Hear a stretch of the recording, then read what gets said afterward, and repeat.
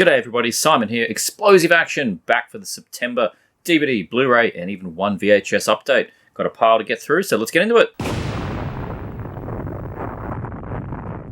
Got 5 DVDs to start this off. Let's just get into those straight away. The first 2 I got from a local thrift store, as you would call them in the States. An op shop, an opportunity store, a charity shop for the princely sum of $1 each.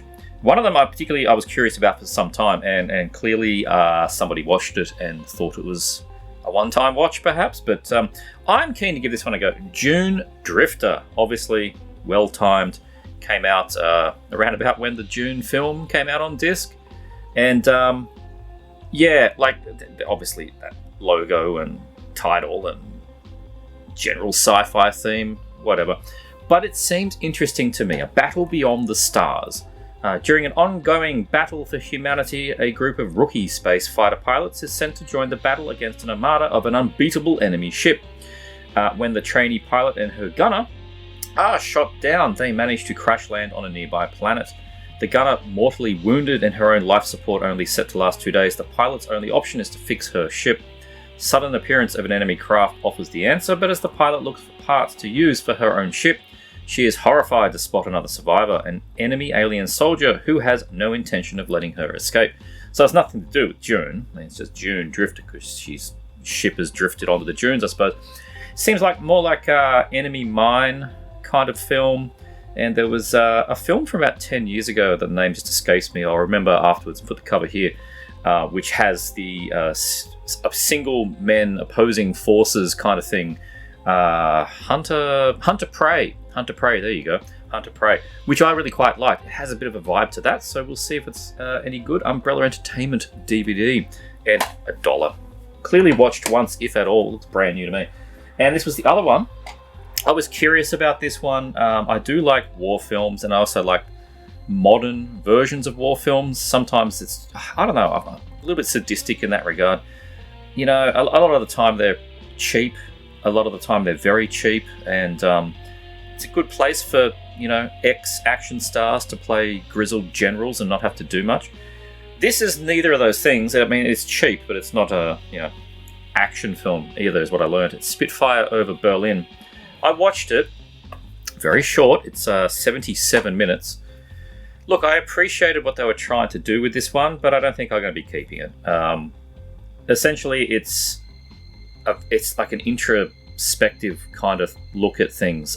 You've got one man who's in a Spitfire, and most of the time the film is basically, if you could picture a camera on the dashboard of the plane filming him, that's like 80% of the film. The plane is very CG, even when it's not doing much. It's like they've just filmed lots of nice greenery, like the landscape's great, but it's clearly just filmed with drones, and like does not look like World War II era Britain. It just looks like now. So that was kind of throws you out of it. No, like, you know, smoke in the distance over here, or a burnt something, or exploded building. Nothing. Just rolling pretty hills and this Spitfire. And it's apparently, you know, it's kind of based on real events. I'll read the back here. August 1944, the Nazi war machine, seemingly unstoppable, marches across Europe. In less than 24 hours, the American 8th Air Force is going to fly into ambush. One man, Flight Lieutenant Edward Barnes, is given an impossible mission to fly his reconnaissance Spitfire to the heart of Berlin, save the Americans from certain death. The catch, he's on his own. Based on unbelievable true events, Spitfire over Berlin is a white-hot thrill ride, it's not, through the skies of war-torn Europe. Not much war. And a testament to just how much a single person can achieve. Speaking of single person, I mean, this director and the writer is Callum Byrne. And looking him up, he's done 3 other films that essentially seem to be the same kind of thing. Set in the war, and it's all about one-man mission. That seems to be his thing. And I honestly do appreciate the effort he's put in here. It's a unique way of doing it. I found it really quite tedious. Unfortunately, the action was low. We're trying to like go deep with this one character, but I don't know, it didn't quite work for me. I'm happy that I watched it, but yeah, I don't think I'll be watching it again. So Spitfire over Berlin. Maybe you'll enjoy it more than me. This one, I only just got this one in. I was very, very stoked that this showed up on my eBay watch list because it's a bloody rare DVD. Technically, I was trying to find this when I was doing my Sci-Fi channel documentary kind of collection overview a few months ago, and it did not show up. I ended up getting a multi-pack set, which is a cool set, and it's got about 6 films in it. Half of them, I think, were Sci-Fi channel films, so I was happy with that. But this is the only dedicated release I'm aware of this film, and I got it. Hooray. It came from Outer Space 2, out on Umbrella Entertainment. This is the made for TV. It premiered on the Sci-Fi channel like a year or two after it was created from memory. And it's 90s, 1995. Just like revisit of the original 1953 film. Obviously, keeping that cable TV budget in mind, but this is cool. This is the kind of stuff I like picking up. The sequel to Ray Bradbury and Jack Arnold's original 1953 sci-fi classic, It Came From Outer Space 2, carries on the creepy tradition of extraterrestrial intrigue and alien invasion in small-town USA. When a meteor crashes in the California desert, its mysterious blue debris has the innate ability to change form, hardening into a tough crystal-like material or softening into a fluorescent slime. It even has the propensity to suck victims into its mesmerizing light and make them disappear. A vortex to an unknown alien dimension, the meteor debris takes over the peaceful community, sending back zombie-like duplicates to replace the original Earth being. It's very much like the original. Then when the air temperature rises without warning, causing water supplies to dissipate, paranoia sets in, and it is up to a lone photographer to investigate the alarming anomaly before it is too late. So yeah, happy to have the individual release of this one, and it's, like I said, as far as I know, the only one you can get. The only other film that shows up, edition that shows up in this film when you go looking for it, is the multi-pack, which I'll put a picture of here if I remember, which is a good multi-pack because it's got 2 other Sci-Fi channel films on it and a couple of other, in the same theme and same era kind of films. But yeah, happy to have this one. Just full screen, probably how it was shot. It's actually NTSC, even though it's an Australian release. So, there you go. It Came From Outer Space 2. Very hard to get Umbrella DVD. And 2 more DVDs as that annoying truck goes past in the background. I picked these up from the local fair, a market that was on about 3 weeks ago, I think, at this point. And look, the quality's not great. I checked them out and went, yeah, this is what I expected. But they're cool DVDs. They're UK editions. It's a nice line for these films, a nice range. I've got the Kung Fu Legends Hong Kong Heroes set of A Daughter's Vengeance, starring Mo Ka-kei and Chen Chen. And this one, Blood Brothers, starring Ku Feng, Pai Piao, and Yu Su Ling. And these are your standard bordering on public domain kind of prints. They're English dubbed, obviously.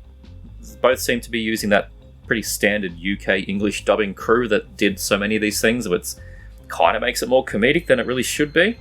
And they're taken from some just pretty average video masters that were there, taken from, it has that classic start where, this is going to be in widescreen, but then it's not because they compress it down and you lose a lot of the picture. So I'm not overselling these things, but they're also like $2 each.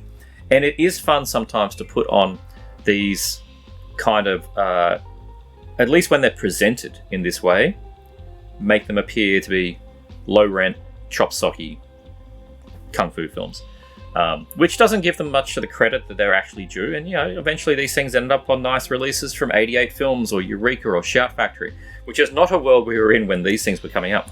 But still, wasn't going to leave them there. They're nice little additions, and it's just the prints suffer. But I kind of knew that going in.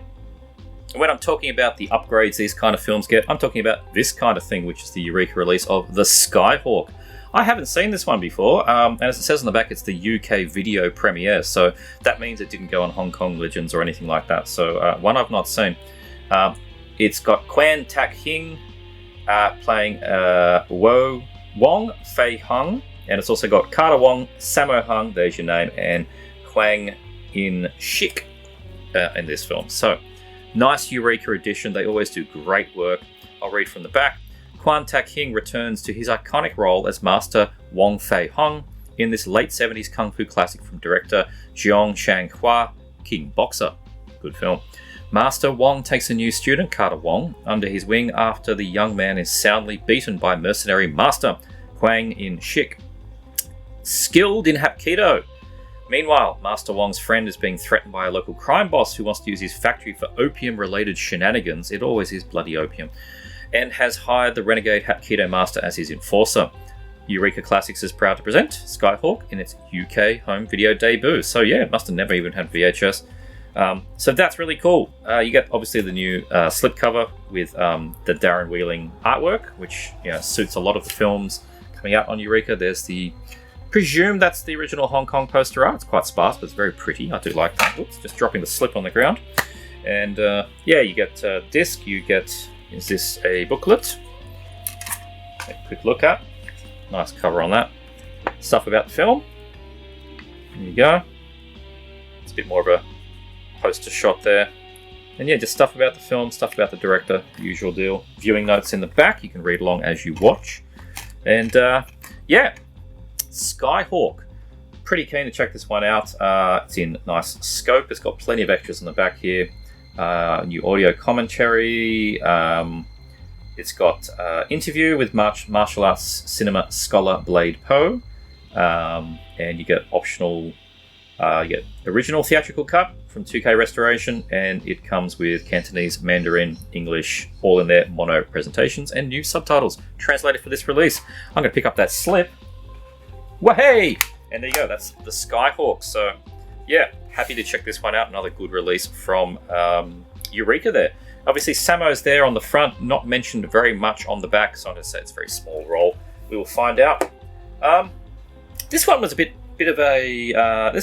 This came out years ago, and I always meant to pick it up. Kind of never happened. I don't know, it just didn't happen. Then I saw it on eBay locally, very cheap. Very, very cheap. So I picked it up. I'm talking about the release of Dementor, modern film, from the director of Jugface. And the reason I wanted this is that you got Jugface as well. I only had Jugface on an X-Rental DVD. I really liked that film. I thought it was quite clever. And that made me want to see Dementor. So to get this edition, which I will unsheath, another cool artwork in there. But key thing for me, there's your Dementor disc. There's your Jugface Blu-ray disc. Good film. Enjoyed that one. So, yeah, the special edition, which, I don't know, they must have not sold too many of because they're still kicking around. You can buy it brand new from Amazon. There's 2-disc one. And it came out in 2021. So, yeah, kicking around 2 years. They can still get the special edition. I'll read from the back here. Acclaimed director of indie horror hit Jugface, aka The Pit, Chad Crawford Kinkle is a great surname, returns with Dementor, a psychological horror thriller branded as an unexpected gem and an impressionistic, poetic, occult horror film. Fleeing from a cult that has left her scarred both physically and mentally, Katie, played by Katie Groshong, who was also in Jugface, is keen to get her life together. On her path to recovery, she takes a job in a care centre supporting adults with special needs. Among them, Stephanie, played by Stephanie Kinkle. I love how they're just keeping their names. A woman with Down syndrome, convinced that the devils are coming for Stephanie and tormented by flashbacks of her experience with the cult. And with their leader, Larry, played by Larry Fessenden, again, it's from The Dead Don't Die and Habit. Katie takes increasingly extreme measures to ward off the evil that is making Stephanie sick. What if her rituals are doing more harm than good? Raw and unsettling, apparently. So yeah, keen to check out Dementor and watch Jugface again. As I said, I really did enjoy that one. So you get all the usual audio and whatever kind of presentation stuff, but disc 1, you get Dementor. Disc 2, you get Jugface. Plenty of extras on here. Commentaries, making of Dementor, brand new look at behind the scenes of how and why the film was made. You get some other featurettes with the director, with other stars. Yeah, trailers, all kinds of stuff in here. And Jugface comes with a conversation with critic John Towson and Back into the Woods lead actress Lauren Ashley Carter in conversation with Celluloid Screams founder Robert Nevitt. And yeah, cool. Nice to find this kind of release still out there in the wild. And yeah, as I said, it was really cheap, and keen to check out Dementor and recheck out Jugface. So that was a nice one. This one is far more newer. Great little giallo, this one, Delirium, better known as Delirio Caldo. But the DVD this replaces was a Blue Underground called Delirium that had sort of legs and fire coming up from the bottom. Had that one for years. It actually, when I saw this being listed, I'm like, I've heard of that film, and it took me a few moments before the penny dropped that we were actually talking about that Delirium Blue Underground DVD that I had. But yeah, Vinegar Syndrome bringing the goods with this one. Nice spot design there on the eyes, giving them a bit of a glow. And yeah, reversible, as you can see. That is the artwork I'm talking about, but it said Delirium, not Delirio Caldo. But I like having that original name there, so that's cool. I'll read from the back on this one. A vicious sex killer has been preying on pretty young women, leaving a trail of nude and mangled bodies. Little do they know that the respected local physician, Dr. Herbert Lyotak, has been responsible for the ongoing violence. His wife, Marcia, senses something amiss about her husband's erratic behaviours and mood swings, but her frustration mainly lies in his impotence. Oh, I know how she feels. Which prevents them from enjoying a satisfying marriage, and which she believes might be triggered by her husband's bizarre and sadomasochistic nightmares. After a witness emerges who fingers... I just turned into a schoolboy again. After a witness emerges who fingers Dr. Lyotak as having been seen with the latest victim, the police finally feel convinced that they've got their man. However, no sooner than the good doctor is in custody does another murder occur. Giallo.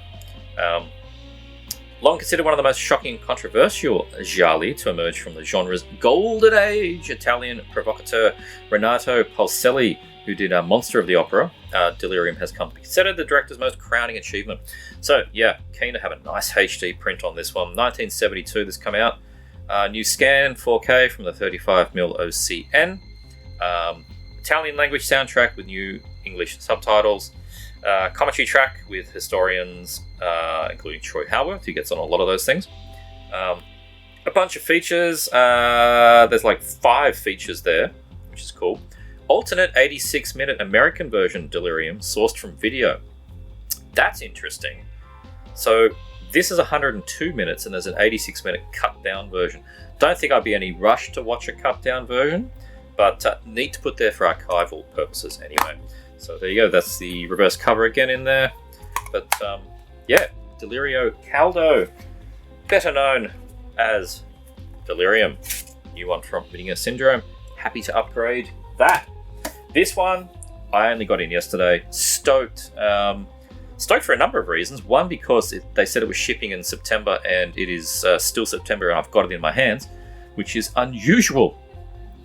If you've been playing the pre-order game, you know that pretty much everyone's pre-orders are just late these days.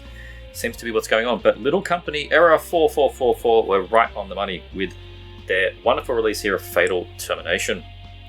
Moon Lee there on the cover. Bullets, girls with guns. I'm all about this stuff, and I'm very keen to check this one out. I opted for the Thai slipcover because I thought that was just wonderfully cool. So Hong Kong poster there. Thai slipcover, a Thai poster there, which is very cool. And we'll take a look inside. Got that cover again, and I'll read from the back on this. When the heavy weaponry required for a high-stakes armed deal goes missing in an elaborate scheme to screw over the deal's middleman, a vicious gangster named Ko Mok Fu, the late great Philip Ko, bodies of officers, civilians, gangsters alike start piling up. The situation spirals out of control when 2 married officers, Moon, played by Moon Lee, again just using that name, and John Ray Liu are thrust into the middle of it all, forcing them on a path of vigilante vengeance. Yes, living for this stuff. This is the kind of Hong Kong film I really dig. Girls with guns, the 80s, but this is actually 1990, but yeah, it would have been shot like 89 or something. That's the meat for me. Moon Lee's name is synonymous for the girls with guns action films of the 80s and 90s Hong Kong cinema. Lee earned her stripes in the fan-favourite subgenre via physically demanding roles and hard-hitting performances in films such as Angel Terminators 2, got the laserdisc of that, Dreaming the Reality, Killer Angels, star-studded cast considering of Lee, Philip Ko from The Boxer's Omen, Ray Liu from Hunting List, Michael Mew from Centipede Horror, Robin Shao from Mortal Kombat, good old Robin Shao, oh man, Simon Yan from Run and Kill, Classing it up, Mike Abbott from Ninja Empire. Yes.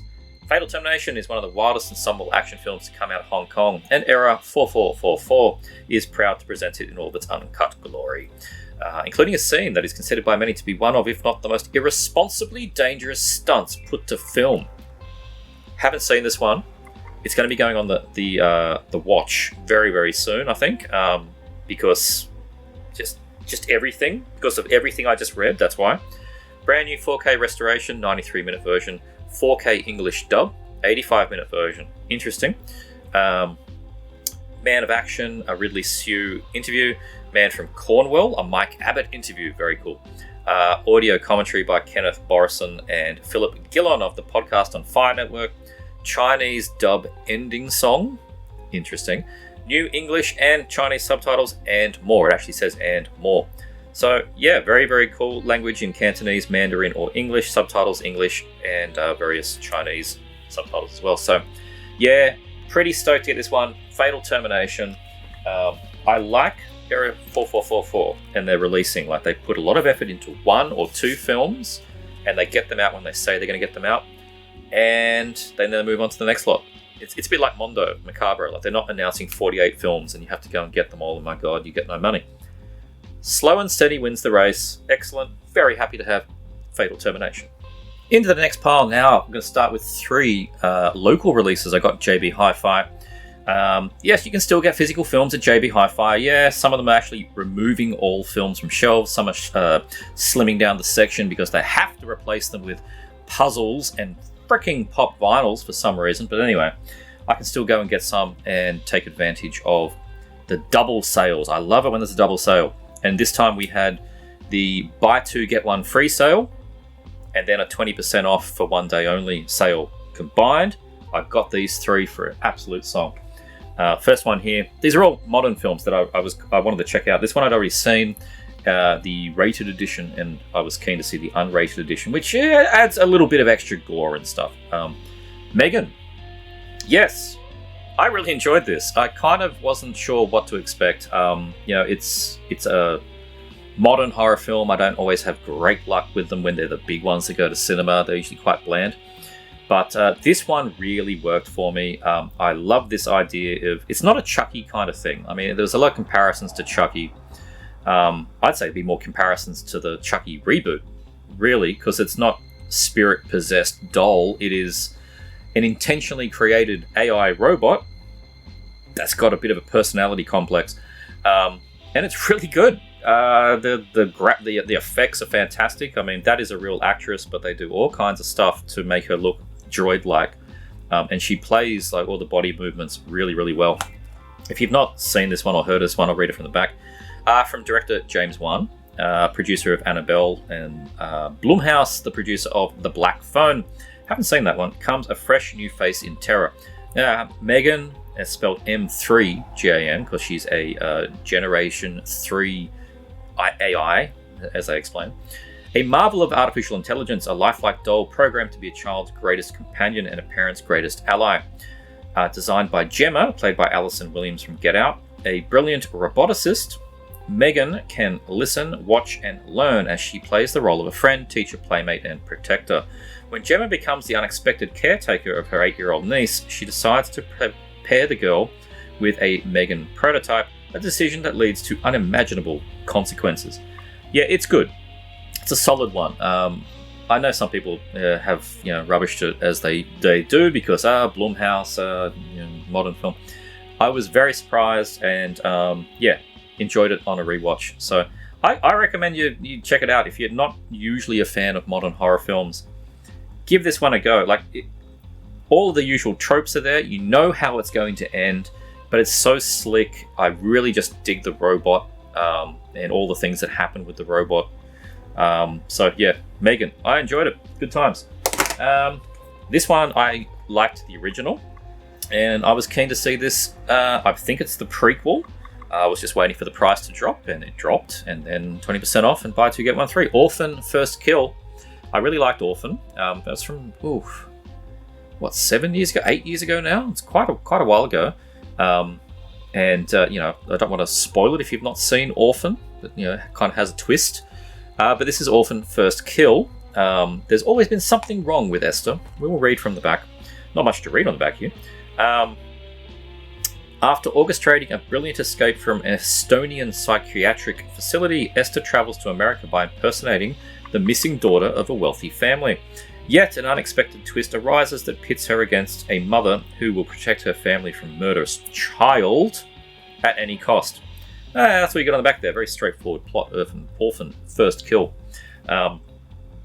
Yeah, I did enjoy the first Orphan, and now thinking about it, it actually has similarities to Megan, which is interesting. I haven't considered that, but it kind of does. And things like The Good Son, movies like that. So we're going to see where this one goes. As I said, I think it is a prequel rather than sequel. Yeah, Orphan First Kill. If you've seen it, let me know what you think of that one. And the third one I got, which is in the... I'll buy it now that it's like $8 Australian, I think is what these worked out. All three of these were like $8 each. Yeah, practically giving away with your cornflakes. This one, pretty much I've seen 50-50 reviews of. People like it, people hate it, whatever. $8, I'll give it a go. Got a feeling I'll probably enjoy it. Smile, creepy looking cover. Once you see it, it's too late. Comparisons to a film I didn't like. What was that? I can't remember the one. The one with the sort of ghost thing that touches you, you die. I can't remember what that was called. I saw that in cinema, I didn't like it very much. Apparently comparisons to that thing. Smile. See if I enjoy this more. After witnessing a bizarre traumatic incident involving a patient, Dr. Rose Cotter, played by Sosie Bacon, starts experiencing frightening occurrences that she cannot explain. As overwhelming terror begins to take over her life, Rose must confront her troubling past in order to survive and escape her horrifying new reality. Doesn't really tell you too much there or why you ended up with a smile on it, but we will see. Has some features on here. Laura Hasn't Slept, the original short. That's pretty cool. The film that started it all with introduction by director Parker Finn. Commentaries, something wrong with Rose making smile. Flies on the wall inside the score. The deleted scenes, some commentary. Yeah. So, yeah, Smile. I imagine a lot of you have seen it, and I imagine half of you will have liked it, half of you will not have liked it. I'm keen to check it out. Price was right. Smile. All right. This is a local one as well. I got this one. The sale was already over, but then JB Hi-Fi was doing a $10 Blu-ray sale. Just pretty random, it seemed. Some good stuff in there, and I picked this one up for $10, which would have usually been $30. And I was happy to get this one. This is the Umbrella Retro Sci-Fi Double Feature Volume 5. I'm not particularly collecting them all. Andromeda Strain and the Ground Star Conspiracy. Happy to get this because I only had that on DVD and I've never seen this one. But if this is anything like that, I'm gonna like it for sure. Andromeda Strain, 1971. I think a lot of you will have seen it. After an errant satellite crashes to Earth near a remote New Mexico village, recovery team discovers that everyone in the town are victims of a horrible death, with mysterious exception of an infant and an old homeless man. Survivors are brought into the state-of-the-art underground laboratory where their puzzled silent scientists race against time to determine the nature of the deadly alien virus before it wreaks havoc. Really good film, quite claustrophobic, against the clock kind of thing. Always liked that one. Ground Star Conspiracy from 1972. A break-in and sabotage attempt occurs at a top-secret research institute. The culprit is cornered and captured. The problem is that he's been badly injured and claims to have lost his memory entirely. A cat-and-mouse game ensues between the investigator Tucson, a mystery intruder Wells, and the people that sent him on the mission. Yeah, haven't seen that one. It does read pretty cool, and they're both 70s films, and I really enjoyed Andromeda Strain. And looking forward to checking out the upgrade on this one. I think there's an American standalone release. I don't quite know. There you go. It's got reversible cover that gets rid of the ratings advice on the front. For some reason, they don't get rid of the ratings advice on the spine when they do those reverse ones. I don't know why. I'm not fussed, but it's curious that they do that. Anyway, so yeah, Andromeda Strain, Ground Star Conspiracy on a single Blu-ray, but I imagine it's a dual layer and taking advantage of all the space. So yeah, happy to get that one for $10. Really cool. Oh man, stoked to get this one. I got this one off Facebook group. Somebody was selling a whole bunch of things. I got it for $22 delivered to my door. This is very, very out of print. I missed it when it came out, and this is the original edition. I'm not sure if they did a single disc. Either way, you cannot get this film from this set anymore without paying triple figures. Mario Bava's Rabid Dogs, the Arrow release, came out a few years ago. Like I said, I missed it at the time. And I've always wanted to see this one and get that into the Mario Bava shelf that I have at the moment. Which I know this one's a bit more of a, it's not a particular horror film in like his usual style of things. Like, it's not a giallo, it's not a gothic horror or anything like that. I'll read from the back. Small-time crooks Doc, 32, and Blade are in desperate straits. When a hold-up goes wrong, the police are on their tail, and only taking a woman hostage allows them to escape with their lives. On the run and becoming more unhinged with every passing mile, they take their hostage on a nightmare drive into the heart of darkness. Unfolding at a breathless pace in real time, a device only rarely seen in films such as High Noon and 12 Angry Men, and unheard of in Italian cinema at the time. Rabid Dogs is a tense and brutal crime thriller that grabs the viewer by the throat, does not let go until its dizzying finale. So yeah, crime thriller, not so much what I would think of with Mario Bava. Very keen to check this one out. I've never seen it. I've always wanted to see it. And yeah, 3-disc edition, which this is that old school 3-disc edition where you get the film, Rabid Dogs and Kidnapped, which is an alternate cut, I believe. And then, hooray, you get the 2 films on separate DVDs. That's not really a 3-disc edition, is it? Like 2 extra Blu-rays of special features or something as a 3-disc edition. They don't really do this kind of thing anymore, chuck in a couple of DVDs and call it special edition. But this did come out in 2014. So 9 years this has been kicking around. I don't think it's been surpassed. I think there was a Kino release under the Kidnap title, which I think is also out of print. So yeah, I'm just really, really stoked to get this, finally be able to see it. High definition transfer. Presentation of 2 versions of the film. Rabid Dogs, Mario Bava's original version, posthumously completed from his notes, and Kidnapped, the re-edited, redubbed, rescored version supervised by Bava's son, assistant director Lamberto Bava, and producer Alfredo Leon. Italian mono audio, which is uncompressed audio, newly translated subs, audio commentary, End of the Road, Making of Rabid Dogs and Kidnapped, featuring Lamberto Bava and Alfredo Leon and star Lee Landis. That should be actually pretty cool to watch. Bava and Eurocrime, an interview with Umberto Lenzi. Wow. Some thoughts on Bava by Umberto Lenzi. That should be good. Alternate Semaforo Rosso opening title sequence. Collector's booklet. No booklet for me. Must have lost it. Doesn't matter. As I said, very cheap. Yeah, there you go. Rabid Dogs. Stoked with that. Excellent. Yeah. Next one. Some Dolph. As usual, Germany saved the day on this one. We got a local DVD. We got it quite early. It's Dolph. I want blue Dolph. America seems to be getting nothing. UK seems to be getting nothing. Germany, Blu-ray, Best Man. Though I've not heard great things about this particular one. We got Brendan Fair, Dolph Lundgren, and Luke Wilson. Luke Wilson's not particularly a favourite, but anyway, apparently he's okay in this. I cannot read anything from the back because it's in Deutsch. But yeah, I think Dolph might be the bad guy in this one. I don't think there's any words I can pick up on the back here. His name is Anders in the film. And yeah, there's not much else I can pick up on here, except for there's a Spezialeinsatz team, which I would say is some kind of special forces. Yeah, I can't tell you much more than that. It's just the new Dolph.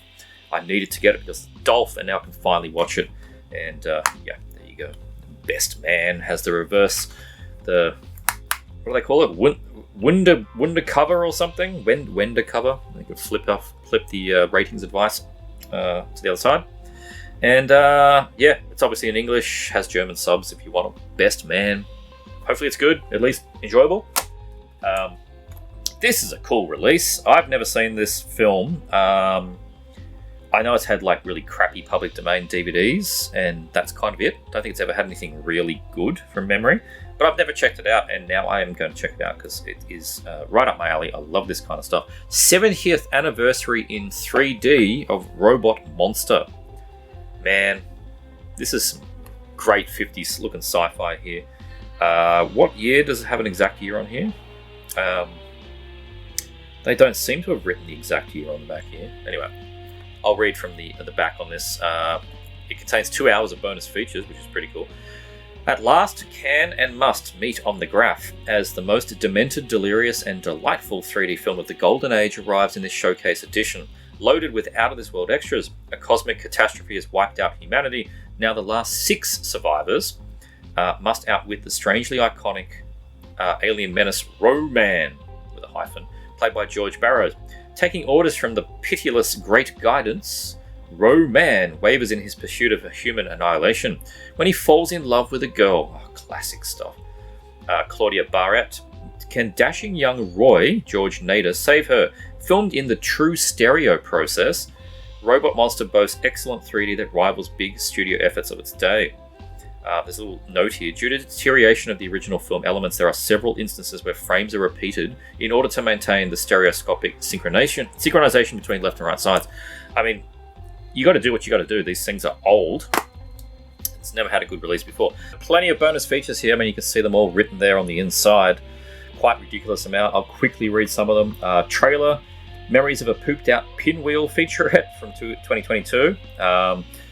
Travels Through Time and Space, brand new curated vintage slide presentation. Side Streets of Hollywood 3D insert from 1953. 8-minute insert with Dance of the Blonde Slaves Revenge and Madonna and Her Bubbles, presented for the first time in polarized 3D. Wow. Adventures in 3D, 1953, newly restored Golden Age 3D comic book. Return to Bronson Canyon, 2006 featurette with Bob Burns with Ro-Man's original prop helmet. Excellent. Whatever Happened to Ro-Man, 2009 featurette. Before and after restoration demo. They're always cool to see. Stardust in Your Eyes, 1953. Robot Monsters original prologue starring Slick Slavin, aka Trustin Howard. New 4K scan from the left-right 35mm master positives. So much effort.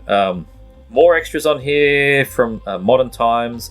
You get the You Asked For It 1953 appearance on live television. That's also been restored from 16mm kinescope. My god, that's with Bela Lugosi. More over this side. We get 3D movies in Los Angeles. 2023 curated collection from Jack Thigson, containing trailers for a whole bunch of these things. Monsters from Mars, 1956 opening title from the Astor Pictures reissue. Joe Dante, Trailers from Hell. I think we've all seen that before. 1956 Monsters from Mars reissue trailer. Mistakes and Innovations. Bob Furenak describes the original day to night footage. Robot Monster Diaries book listing. Rescuing Ro-Man 2023 documentary. This is just bonkers. Absolutely bonkers the amount of work been put into this. Obviously a labor of love. Very keen to check out this one. Robot Monster, which I believe 1953, 70th anniversary. Awesome stuff. That's going to be a lot of fun. Next up, a Dark Force Entertainment release. One of the ones that went wide, so it was easier to get than going direct. Some of his stuff he's been putting out in the post-Code Red days is a little odd, I'd say. Like, I'm happy for this particular release. I quite like the film. It's a little bit odd, but anyway, yeah, this is Instinct to Kill with Mark Dacascos, Melissa Kreider, and Kadeem Hardison. It makes it look very explosive action on the front. It's more of a action thriller kind of thing with a bit more of the thrills. But I liked it. It's quite good. Once I realised when I was watching my old DVD that I was not going to get bullet hell, I liked it. He's on the loose and hungry for blood. Executive producer of Class of 1984 and Funhouse. When young wife Tess Beckett testifies against her cop-turned-serial killer husband, Jim, he is sent to prison for life. Jim plots violent revenge and breaks out of prison to make Tess pay for her betrayal, with Detective Difford, Kadeem Hardison from Drive, on his tail. That's the good thing about this, is you got two people that were in Drive. Love Drive. That one's more actiony. When Tess learns of the escape, she knows the only way for her to survive is to learn how to protect herself, so she turns to former cop self-defense trainer JT Dillon, and that's Mark Dacascos. Now Tess and JT are ready for the final showdown, etc., etc. So, yeah, I quite like this one. I haven't checked out this HD print, but, you know, I wasn't like in any rush to upgrade this to the DVD. DVD's nice, anamorphic, it looks great. But, okay, if you put it out, I'll pick it up. Instinct to Kill, Blu-ray. This one was, I don't know anything about this one. This was told to me that there was a massive price drop on Amazon for this film. And I figured, like, you know, the cast, the time, the Warner Archive, I'd probably enjoy it. Like, it was down to like 20 Australian dollars, including shipping, which is dirt cheap. Eye of the Devil. This is the climax in mind-chilling terror. Love that sort of psychotronic image there. Very, very cool. MGM film with Deborah Kerr, David Niven, Donald Pleasance, which is definitely one of the highlights for me. Sharon Tate, David Hemmings. I mean, it's chockers. It's chockers with stars. A forbidding French chateau and its surrounding vineyards are the setting for gothic thrills in this haunting excursion into the occult. Deborah Kerr and David Niven, co-starring for the first time since Separate Tables, lead an exceptional cast in a chiller reminiscent of the later Wicker Man, in which an innocent outsider is enclosed world peels back layers of mystery to reveal a shocking truth. Kerr plays the outsider, the wife of a troubled marquis, who discovers, perhaps too late, that her husband's ancestral chateau is home to witches, warlocks, a sinister priest, 12 hooded figures, and terror. Come on, it sounds good to be. Black and white film, 96 minutes long, from 1966, and yeah, a bit of an MGM classic there. So yeah, massive price drop. I'm not too sure if it's still the case, and obviously it was only on Australian Amazon. Those price drops don't replicate to US Amazon. They seem to have their own price drops. So yeah, Eye of the Devil. Happy to check that one out. This one also dropped a little bit in price. It came out maybe a year ago now. I was meaning to pick it up to upgrade my DVDs of Fong Sai-yuk 1 and 2, Jet Li in The Legend, my old Hong Kong Fong Sai-yuk DVDs, because I recall the American DVDs were like the shortened cuts, or maybe they were dubbed or something, I can't remember, but I was told to avoid them. And I found the Fong Sai-yuk DVDs Hong Kong editions, and that's how I watched the films. Quite some time ago now, so I haven't seen this in quite a long time. But yeah, we now have a Blu-ray that was put out by, I don't know if it's Scorpion or Ronin. I think it was probably Scorpion, which doesn't exist now because both brothers Olsen have passed away. So yeah, I thought I'd better get it just in case, you know, when the owners pass away, who knows what happens to the catalogue. Might just get absorbed by Kino. A lot of that stuff's been happening. But anyway, so yeah, you get both films here. Jet Li starring as the carefree young martial arts expert who gets involved with the government official's daughter as he discovers his family is part of a rebel resistance movement. While his fighting ability and charm made him into a local champion, his epic battle for freedom would make him a legendary hero. Acclaimed choreographer Corey Yuen from The Transporter directs Li at his jaw-dropping best, including an unbelievable sequence fought entirely atop the heads of stunned onlookers, and that scene is very, very special. A few features and stuff on here, but it is mainly, what is good about this is in Cantonese mono. Also get English stereo if you wish, and it is in 185:1, 95-minute, great full cut film. Legend of Fong Sai-yuk 2, martial arts sensation Jet Li kicks back into action as heroic Fong Sai-yuk in this explosive follow-up to the powerfully entertaining original. The legend, having fought to save his father from the wrath of the Chinese government, Fong Sai-yuk joins his father's underground revolutionary organization, the Red Flower Society. In the camp of rebels, a traitor lurks. Now at a time when few can be trusted, Fong Sai-yuk must utilize his every skill in the fight to overthrow the nation's brutally powerful empire. And that comes with a trailer, so yeah. Also, Cantonese mono, English stereo. Happy to get this upgrade here. Jet Li, The Legend, Fong Sai-yuk, parts 1 and 2. Just the one disc, I think I showed. There you go. So, yeah, nice. Happy to pick up. Got some Mondos in yesterday. Yeah. These ones were, I think, quite delayed from memory. But anyway, got them now. And the next, they announced yesterday the latest batch of Mondos, which went up for sale a week ago. I think are already getting close to selling out, but they're also getting ready to ship. So he seems to be catching up with himself, which is very good. Excited for this one. Jess Franco's Dr. Orloff. Also on the reverse cover, which is how it sold, the sinister Dr. Orloff. But we'll get to that. Seen that image before. I think it's from the Hell House, I think is what that one's from. But anyway, Experimentos Macabros. Exciting. Never seen this one, from 1984. With his 1962 film, The Awful Dr. Orloff, that's one I have seen, director Jess Franco laid the groundwork for Spanish horror boom that was to follow later in the decade. 20 years on, he revisited the classic to create this chilling and macabre follow-up, The Sinister Dr. Orloff. Features the original Doctor, played by Howard Vernon, and Antonio Mayans as his son, Alfred. Film is set amongst the bright neon lights and gaudy terrorist attractions of Alicante on Spain's Costa Blanca.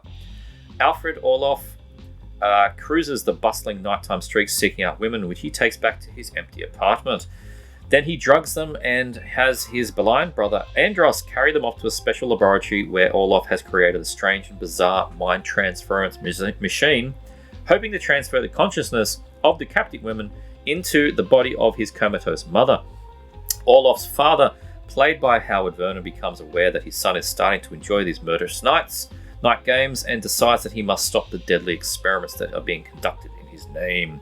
Inspector Tanner's wife becomes the next victim, events taking a tragic and unexpected turn. It's very, very cool. Brand new 4K transfer from the negative. Interview with Antonio Mayans, interview with Stephen Thrower, always like his interviews. Audio commentary from Troy Howarth, audio commentaries from him. And 20-page booklet, which is in here. Reflections on Orloff. Pull that one out. There you go. Nice booklet there. Le Horrible de Orloff. Haha. Yeah, bit of an essay. Good stuff. And the cover artwork as it is released is Sinister Dr. Orloff. But I do prefer that one, even though it's, as far as I know, not the image that it was supposed to have. Maybe, I don't know, maybe that's just an image that gets used a lot. But I've definitely seen it elsewhere.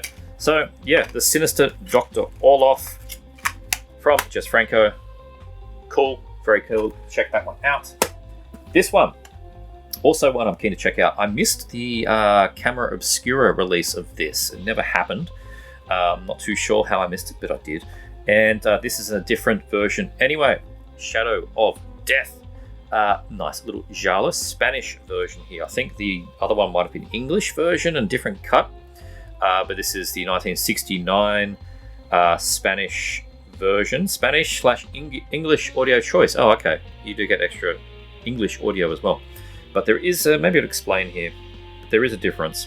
I did read about it. Former showgirl Denise lives in a small northern Spanish town with her husband John and his twin brother Peter. Tired of life with the rich but boring husband, she has begun an affair with Peter. That's like every second giallo. The two of them want to remove John from the picture and get their hands on his money, but they don't know how to achieve their goal. Gert Muller, a dangerous figure from Denise's past life, turns up out of the blue. He is on his uppers and needs cash fast. He discovers what is going on with Denise and Peter and decides to blackmail them, like strangers on a train or something. However, his scheme goes seriously wrong when the cheating lovers forge a plan to use Gert himself to achieve their goal. They embark on a devious scheme to drive John insane and fit him up for Gert's murder. Splendidly devious Spanish giallo, it's in quotes, because it's not really when you listen. I mean, you already know the killers, right? Shadow of Death has a real mind-melter of a plot with numerous twists and turns, a film that needs multiple viewings before it reveals its secrets. The cast are uniformly excellent, with Teresa Gimpera playing the icy femme fatale. US Blu-ray premiere, the number of exclusive featurettes. Very cool. Original Spanish version, digitally restored from 35mm neg. Interview with Angel Sala, director of the Stagers Film Festival. Alternate scenes, original English trailer, Spanish-English audio choice, new English subtitles, full colour, 28-page booklet as we saw. So yeah, as I said, there is a difference between this and what Camera Obscura put out. But yeah, Mondo made that clear that theirs is the proper one, the full version or whatever. So yeah, happy to have it. Shadow of Death. Last Blu-ray to show. This is a bit of a special one. Comes with a bit of a story. This was shown originally by Extro the Mutilator, your buddy and mine. I think he showed it maybe a year ago. It might even be 2 years now. I'm not too sure. And it's a release with some explanation needing. I will show it first. This is my version of it anyway. Project Shadow Chaser. Quality film. Frank Zagarino, Martin Cove. Just great. 90s, was it 80s actually? I think it might be very early 90s, like 92 or something like that. just Frank Zagarino as a robot and like kind of a die-hard clone at the same time. Great fun, lots of explosions, lots of shootouts, good stuff. And great new artwork here on this edition as well. German media book here. Now, what I have to explain is the Blu-ray itself, the picture quality. Firstly, it's from that company Digi Dreams, also known as Platinum Cult. And, some of their releases are a bit lackluster. Like there's too much digital noise reduction, or it's an obvious DVD upscale or something along those lines. But they've also done some really good ones. Hologram Man looks ridiculously good, like for that kind of film. That's a good example. Shadow Chaser here comes with a intro before the film from the director explaining this edition and some problems. The main problem being that the 35mm neg was lost in a fire. So, as of now, there's no better source material. I mean, I don't know if they could have done a global search and find a 35mm print that might have been used in a cinema. I don't know. Maybe they tried, they couldn't. I don't know. So what they've used here is the source video for the Laserdisc master from Germany. The reason that's good is that the German Laserdisc was in widescreen and looked pretty good. A bit dark, a bit desaturated a little bit, but it looked pretty good. They've done some enhancements to try and improve it, and it's done a decent job, but you're not getting the world's most crisp HD presentation here. You're getting a 1:66:1 widescreen Laserdisc. It's blown up a bit of enhancements, and it's what you get. But it looks solid, like it's stable, it's clear. That Laserdisc had German audio. They've gotten English audio from, I don't know, somewhere else, I guess, and thrown that on there. It's as good as we're going to get, at least at this point, till, I don't know, unless somebody finds some print out there in the wild that's in good nick, then that's what we're going to get. And it's still the best I've ever seen it. Like, the local Australian DVD was a VHS rip. The American DVD is probably not much better. Like, they just look crappy. So I'm happy to be able to watch it widescreen, clear, crisp, and like it looks like a average DVD from the 2001 or something. Like, it looks like an Image Entertainment DVD, right? And it's just what you're going to get. There is a DVD edition of the film. There's also a regular Amaray case Blu-ray of the film. If you get them cheap, get those. The reason I got this is it was on eBay from Germany. It came up in a listing, like a saved search. I actually put in a bid, old-fashioned auction. I don't usually bid on things. Usually just do buy it now. But this was an auction. I bid, and I lost. It's Germany overnight. I woke up in the morning, I lost. But I got a second chance offer for my bid, which was actually a few euro less than what it went for. So ultimately, I think I paid like €14 plus €8 postage, and it arrived in 3.5 weeks or something from Germany. And it's good. I like the artwork on this edition too. That's a selling point. But yeah, honestly, if you just want to get it, Platinum Cult Edition Blu-ray, you can just get it in Amaray case. It's got the Platinum Cult banners at the top. That's way. There's a DVD edition as well. I'm imagining that's the same widescreen print. You probably don't even need Blu-ray, but either way, you don't have to go get the media book. And the main reason why not, 2 unrelated films as bonus features. You get Cybernator, which is not particularly great, and you get Red Heat Conspiracy, which is a Godfrey Ho craptastic cut and paste film. Again, nothing to do with this, and the print qualities on both are terrible. So honestly, and you can't read the media book, it's all in German, so whatever. Nice front cover, as good as you're going to get Blu-ray, but you could get the other editions and you'll be happy with them. So there you go. Shadow Chaser, Project Shadow Chaser. I'm happy to have it. Awesome stuff. And the VHS. I meant to show this in the last update, but I completely forgot to do it, so I'm going to do so now. Been after this one for a while. A very rare Australian tape. The prices have plummeted quite a bit on many Australian tapes. Not all of the like the super old labels like K&C and things like that. No, they still cost a lot. But things like CBS Fox and even your Palace Explosives, the prices have dropped. And that's good. This one came up on a Facebook post, and I think I only paid $20, maybe $30. I was very happy. There is no DVD anywhere for this film, and the cover artwork is absolutely glorious. Death Flash. Look at that. 2 killers, one a cop killer. Amazing artwork. I mean, that was the reason I wanted it. I hadn't seen the film. I just saw the artwork. I'm like, I have to have this. So good. And beautiful condition tape. There's the spine. Now you notice it says thriller and not action. It is very true. It is more of an action thriller. It's not as explosive as it may say there. But there you go. There's the back. I will read from the back for you. Undercover vice cop Johnny Franco is a man on the edge. His marriage to the much younger and very attractive Fiona is falling apart, and it's beginning to look as though she may be playing around. And his 16-year-old daughter, by a previous marriage, is at the troublesome crossover age when a child turns to woman. Oof. And he's just killed a man in the line of duty, the second within a month. Oh dear. When Johnny catches Fiona with her lover, it's the last straw. The lover dies and Johnny's in prison, charged with murder. His bitterness turns to anger when he hears that Anne has been dragged down into the sordid life of drugs and prostitution. His anger turns to revenge. Breaking out, he becomes both pursued and pursuer in a savage, breathtaking race to find his daughter, the men behind the rackets.